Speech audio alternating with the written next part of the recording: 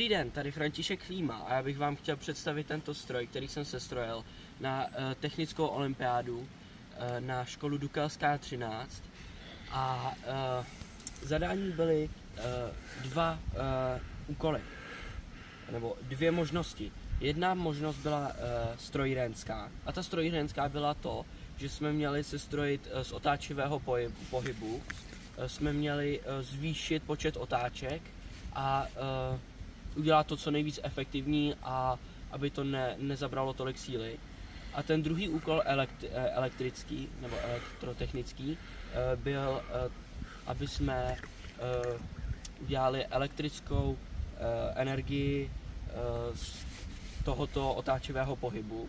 A já jsem se rozhodl použít prvky z prvního i druhého úkolu, takže jsem udělal kombinaci dvou těch úkolů a snažil jsem se to vylepšit.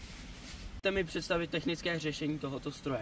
Za neefektivní padající láhev jsem nahradil toto vlastnoručně vyrobené mlýnské kolo, napojené na tuto hřídel, která pokračuje do převodovky, která má poměr 1:25 a ta je napojená na pružnou spojku. A ta pružná spojka vede do elektrického motorku, který je otočený naopak, aby se z něj stal generátor. A do toho generátoru jsou zapojeny dva drátky, které jdou do svorkovnice. A ze svorkovnice se dá vyvádět. Převodovka mi dala nejvíc práce a proto jsem tady udělal tady ty žebříčky, po kterých můžu na milimetry nastavovat výšku těch hřídelí, aby jsem snížil ztrátu té převodovky. Tento stroj byl postaven pro tyto konkrétní podmínky.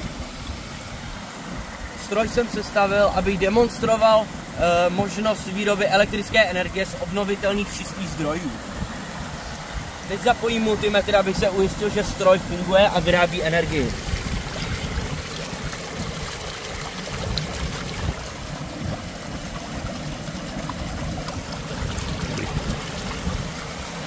Doufám, že se vám tato konstrukce líbila a děkuji za pozornost.